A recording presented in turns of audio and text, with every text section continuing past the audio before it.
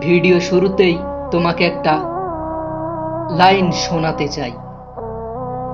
তুমি যখন আল্লাহর জন্য ধৈর্য ধরবে, আল্লাহ তোমাকে এমন কিছু দান করবেন যা তুমি কখনো কল্পনাও করতে পারোনি।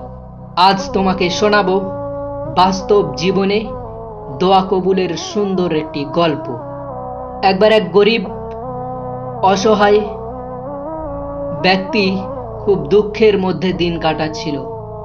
তার সংসারে কোনো খাবার নেই, বাড়িতে কোনো খাবার ছিল না, সন্তানদের মুখে দুবেলা দুমুঠো অন্ন তিনি জুটাতে পারতেন না।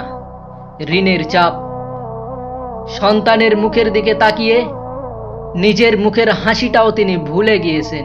সেই ব্যক্তিটি সে রাত্রে তাহাজ্জুদ নামাজ পড়ে আল্লাহর কাছে অশ্রুসিক্ত হয়ে দোয়া করলেন, হে আমার রব, হে আমার মালিক, তুমি ছাড়া তো আমার সাহায্য করার মতো আর কেউ নেই।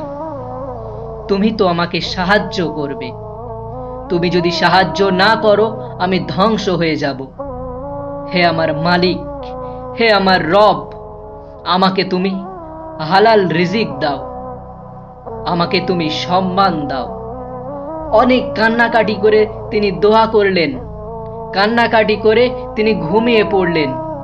ভোরের সময় হঠাৎ এক ধনী ব্যক্তি তার দরজায় এসে হাজির হলো।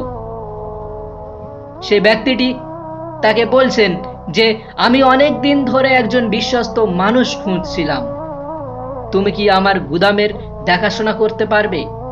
আমি তোমাকে সম্মানজনক একটা বেতন প্রদান করব। সেই গরিব ব্যক্তিটি, সেই গরিব অসহায় মানুষটি অনেকটা অবাক হয়ে গেল।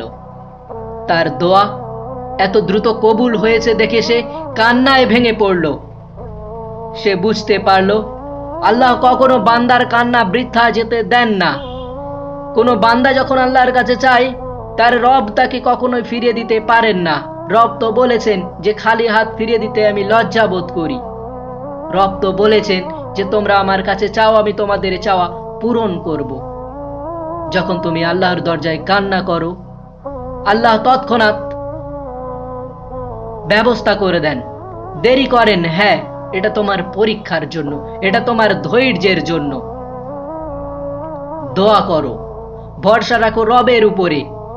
রব তোমার দোয়া অবশ্যই শোনেন। কখনো হতাশ হয়েও না প্রিয় ভাই আমার। কান্না আর তাহাজ্জুদ হচ্ছে দোয়া কবুলের শ্রেষ্ঠ উপায়, এটা তোমাকে বলি আমি সব সময়।